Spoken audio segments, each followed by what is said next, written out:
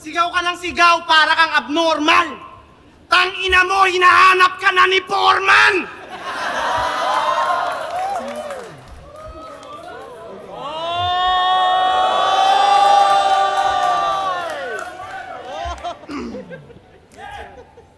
Tinanggap ko tong laban para sa entertainment.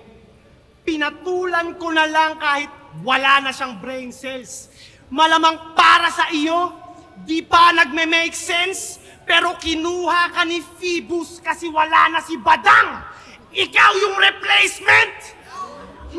Sa totoo lang, masaya ako na ikaw ang opponent. Kahit mukhang galing ka sa imbornal. Kasi sawa na akong murahin ka sa comment, mas trip ko nang murahin ka sa personal! Tangina mo! Inurin! Babakbakan kita dito, huwag mo akong ganyan.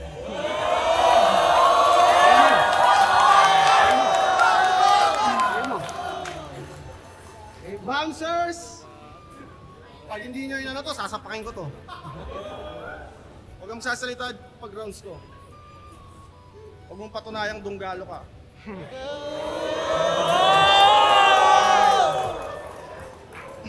Gago, sasapakin talaga kita, tanga. Tangina mo! User, madamot, mukhang hudlom. Useless, buraot, walang tulong, kadiri, madungis, mabahong, patay gutom! Sobrang dugyot netong kupal. Putapeteng magalis. Yung buhok niya parang pugad, pero never nagka-cheeks. Kahit di na ako mag-bars, ito'y durog sa comedy. Puta, tignan nyo naman, mukhang sunog na broccoli.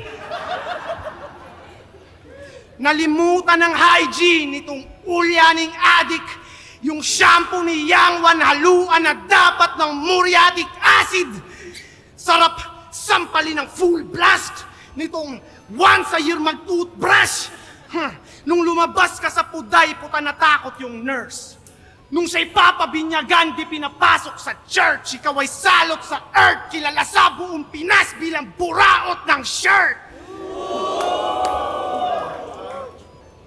Pag may nakilalang brand owner, didikit i-approach. Hihirita ng pa-joke, hihingi agad ng clothes kahit di niya namang close.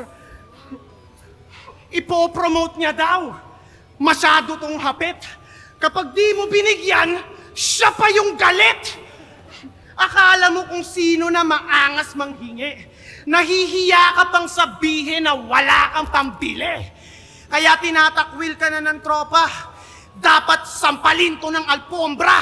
Kung buraot na kulot, garapalin ko to ng sobra. Ano pa man ang isuot sa akin di makakaporma. Ano, masakit? Totoo naman buraot ka, wag kang magreklamo. Pag bumili to sa akin ng Baby Jack's apparel, magagalit pa ako. Tangina, pagdating sa clothing, ikay agad na sasabik. Ba't ba ang hilig mo sa clothing? Eh di ba yung mga katutubo, di naman nagdadamit? Isa kang buraot member ng Tunggalo Records. Puro receive, ayaw mag-share, dalas pang magpa-victim. Kapag may konti siyang binigay, para sa kanya big deal. Kaya agad niya ng finlex na nanlibre siya ng family. Kala ko kung anong binili, fried chicken lang sa Jollibee. May caption pang, mahirap lang ako pero nanlilibre ako pag meron. Wow, tangina mo, salamat ha. Malakas ka pala. Nanlilibre ka pag meron, eh paano yan? Madalas kang wala. Walang diskarte si Dudong. Bago magkaroon ulit, lilipas mo na mga buwan kasi once in a blue moon, pinost kanyang pamilya kasi kala niya astig. Unang kita ko pa lang, ako'y na-laugh trip na sa peak. Tangina yung pamilya neto, kumakain sa sahig. Ang masama pa doon, nagpapanggap pa siyang mapera. Tangina mo, Tunggalo Records ka, tapos wala kayong lamesa? Kaya tatapusin ko karera netong wak na abno. Wala silang lamesa, tas ang hilig magbuhat ng bangko. Kawawa ka naman. Sobrang aga nalulong. Mag-ingat kayo dyan. Magnanakaw yan ng phone. Puro ka lang yabang, ang sarap mong kuruga ng malutong. Yangwan ang pangalan kasi di na nag-mature at tumanda ng paurong. Kahit madaming jokes, ng babadi pagparenya ng laging goal, naka-lock and load. Kaya sa puntos, malabong magka-lead kasi siyang dumb and broke. Kadiri kanyang rap style. Pilit magpaka-tough guy pero feelings niya ay fragile.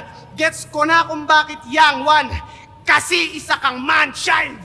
At rest in peace kay innocent one. Maagang na maalam kaya di mapaliwanag ang nadaramang lungkot. Bakit ngayon ka lang at mumay aking maghapon na tugtog? Maraming salamat sa mga musika at maangas na tunog. Ang wish ko lang, kung may papanaw man ulit, sana siyang wanasunod!